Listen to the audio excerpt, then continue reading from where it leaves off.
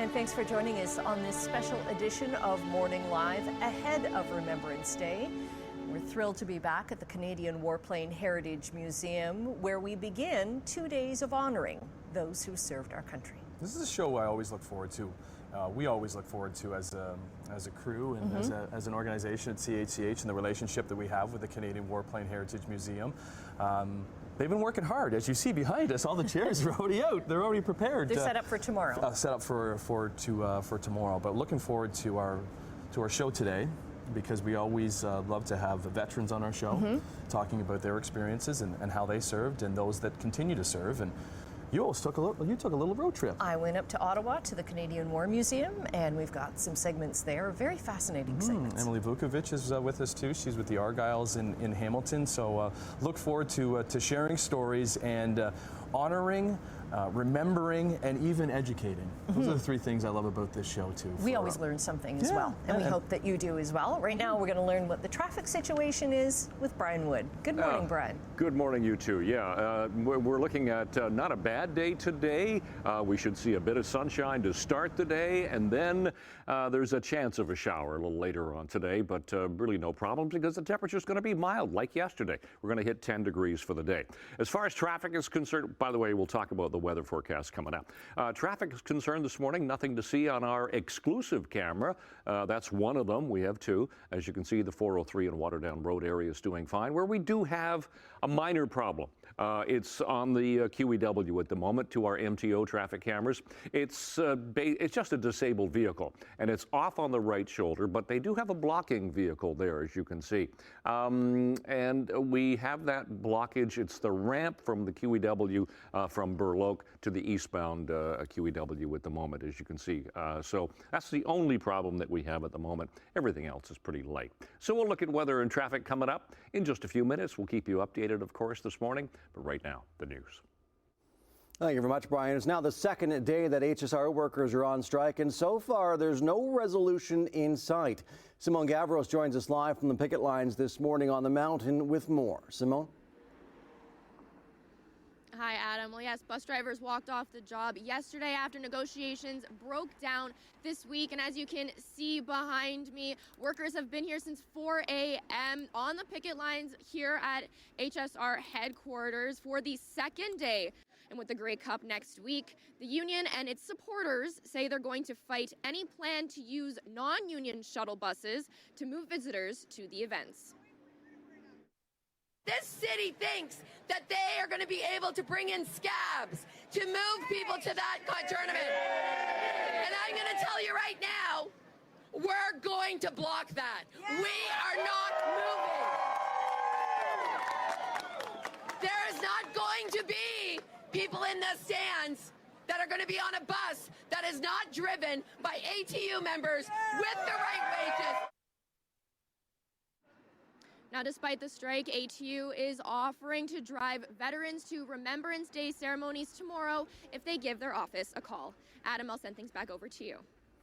Thanks very much, Simone. Hamilton police are investigating a failed to remain after a woman was taken to hospital with serious injuries. It happened around 5:15 yesterday evening at Yonge and James Street in the city's downtown core. Police say the woman in her 20s was struck by a dark-colored sedan. The vehicle fled south on James Street. Police are asking anyone with information to contact them. Provincial NDP leader Marit Stiles met with groups in St. Catharines who work with the city's homeless population. The NDP is asking for rent control in Ontario as more and more people struggle to keep a roof over their heads. The official opposition party is also calling for the Ford government to do more to help Ontarians with decent paying jobs. People living in the city are calling it a crisis, saying even those with a good-paying job or even some with two jobs are struggling to afford rental properties. Stiles was also asked about the ongoing saga with Hamilton Centre MPP Sarah Jama, who was removed from the NDP caucus. Unfortunately, like these things, they happen, and the situation became quite untenable quite quickly. So, you know, we are where we are. But I do think like that. We are looking at ways to continue to fight the government on the censure of MPP Jama. Stiles says she's confident Jama will continue to represent Hamilton Centre well as an independent, and the NDP will find ways to work with her in areas of shared interests.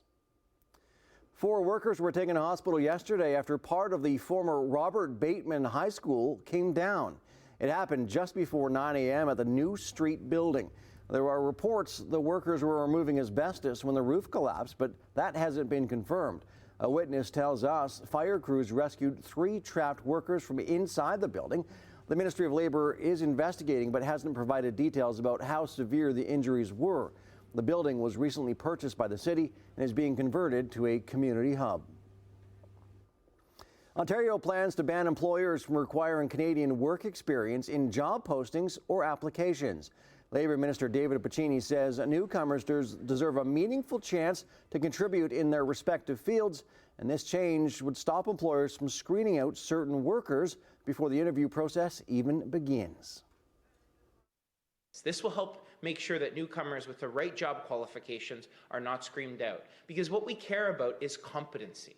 It's about your skill set and your competency. If you're competent to care for someone on the front lines and fill one of our in-demand healthcare jobs that we need to fill, and you're competent to do so, you should do so. Having the doors shut before your skills are even considered is not the right thing to do. Piccini says the new legislation will be introduced next Tuesday. It will require salary ranges to be disclosed in job postings as well. The Hamilton Police Services Board has appointed a new citizen and provincial member. Dr. Angeli Menezes is the new citizen member. She's a family physician, educator, and researcher.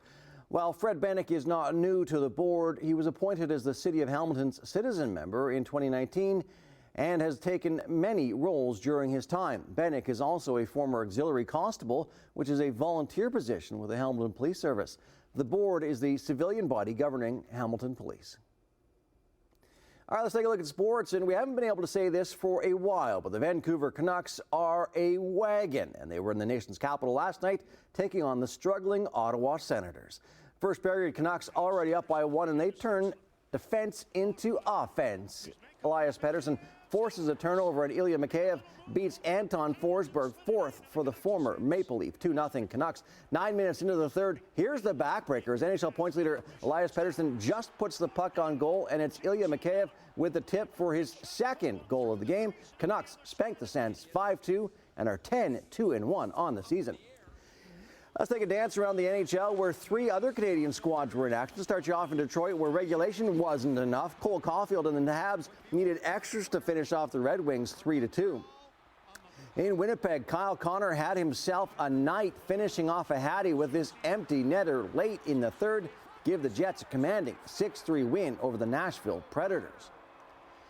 To San Jose, where the lowly Sharks were taking on the equally lowly Oilers, and Philip Zadina finishes off a sweet 2-on-1, and the Sharks hold on to beat Edmonton 3-2. The two teams are now tied for dead last in the entire league. He doesn't play for a Canadian team, but phenom Connor Bedard is becoming must-see TV, and last night, the budding superstar put on a hockey clinic. Bedard and the Hawks were in Tampa Bay taking on the Lightning, and this kid was electric, burying his 6th of the season to tie it up at once. And with time running down in a busy first period, Bedard shows off his silky mitts to give the Hawks a 4-2 lead. The 18-year-old finished with 2 goals and 2 helpers for his first 4-point game in the show. He now has 11 points in 12 games. A little Thursday night football action in the NFL. This first quarter, 79-yard punt return for a touchdown by Carolina's Amir Smith-Marset was the big play of the night, but the Panthers were dropped 16-13 by the Chicago Bears. Big night for the place kickers as Cairo Santos hit 3 field goals for Chicago. Carolina's Eddie Pinheiro was 2 for 3 and missed from 59 yards out in the final minutes for the tie. Here we go, 10 minutes after 6 o'clock on this Friday morning, 10th of November. We do have a bit of volume in some areas. 403 and Waterdown Road is getting a little bit busier, but still moving okay right there. To where we do have, it's a minor problem. It looks like anyhow as we go to our MTO traffic camera. This is the QEW at Burloak. So the cameras at Burloak, we're looking at Toronto-bound lanes heading away from us. Now we have a couple of emergency vehicles there. Disabled vehicle on the right shoulder from the ramp, as you can see.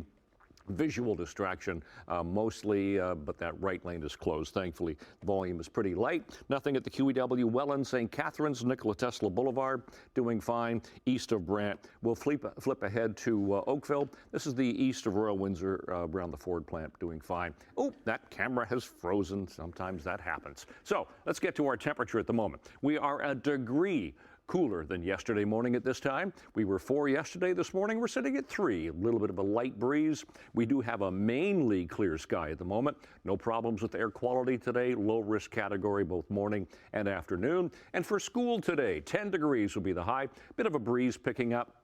And there's only a 30% chance of a shower. Could be around midday. Otherwise, we'll see some sunshine for the day. Ridge of high pressure to the west trying to clear things up. So the skies have cleared fairly nicely overnight. We will see some sunshine as that ridge of high starts to move its way across the Great Lakes, as you can see. So today, let's check our temperatures. Anywhere from 10 to 11 degrees, mix of sun and clouds. There's that chance of a shower, but generally a fair bit of sunshine for today. Tonight, skies will be, well, partly cloudy. Temperatures around seasonal, 0 to +1. In the minus column for Guelph and Kitchener, some mixing is possible there. And then tomorrow, a little bit cooler for Remembrance Day tomorrow. 6 degrees generally around the Horseshoe. A mainly cloudy sky to a mix of sun and clouds for the day tomorrow, but it looks like no precipitation for tomorrow. So out the door on this 10th morning of November, it's mainly clear. It's on the mild side. When I say mild, that's above seasonal for an overnight low. Temperature right now sitting at 4 degrees. We'll look at the long-range forecast coming up. Let's get back to Tim and Annette.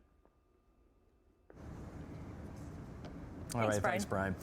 Here at the Canadian Warplane Heritage Museum, our special episode ahead of Remembrance Day tomorrow.